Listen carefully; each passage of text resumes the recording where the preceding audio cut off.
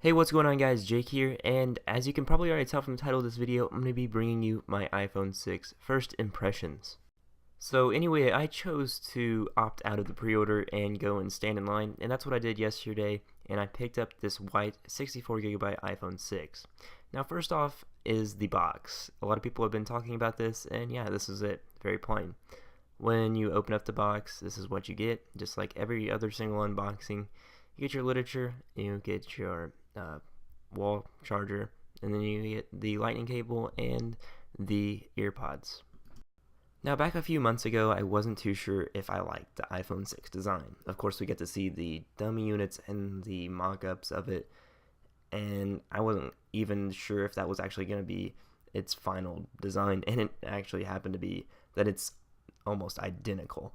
So now that I've used it though for a day, I really do enjoy it. I love the rounded edges and the bigger screen. I've always wanted a bigger screen on my iPhone, and that's finally come true. One thing I don't like about it though are the antenna breaks, which everybody's complaining about, but most of the time people are wearing cases on their phone, so it's not that big of a deal. And I also love the power button being on the right hand side.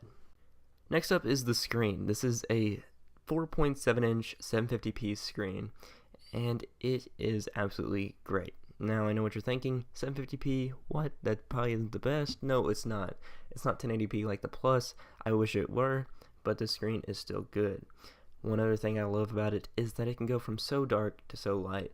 So whichever environment you're in, it can pretty much be visible in either or all. Something else that I love about the new iPhone 6 is the camera. Everything from the photos to the slow motion 240 frames per second videos. I can't wait to use it more, and coming from Android, I'm not saying their cameras are terrible, but the iPhones have always been better for me. So something you've probably heard a lot of people complaining about is the protruding lens on the back of the phone. For me, it's not that big of a deal because I'm going to be having a case on my phone for the most part. But I can see where some people are upset about this, as it would have some issues.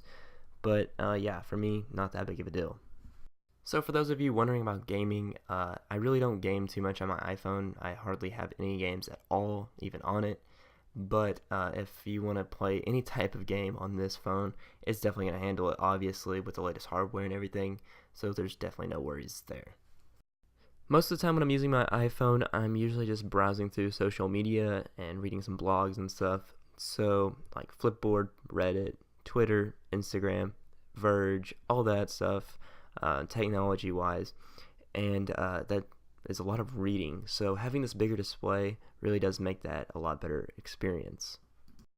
Now something else that I've really actually I didn't expect to enjoy, but I do, is iOS 8, just iOS 8 in general. I wasn't a big fan of iOS 7, I didn't feel like it was polished very well, but I feel like iOS 8 finished what iOS 7 was supposed to be. And that's great. It just works. And that's something that Android doesn't always do. Don't hate on me for saying that. I just think the iPhone's a lot easier to use, and it just works. So prior to getting the iPhone 6, I was using the HTC One M8, and then before that I was using the Moto X. So I am definitely a fan of Android as well as iOS, and I honestly have no problem with either. I love them for both very different reasons, and maybe I'll touch on that in a different video. So anyway guys, that is it for this video.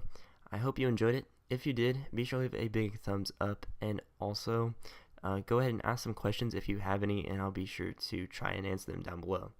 Thanks for watching everybody, and I'll be sure to catch you all in the next one.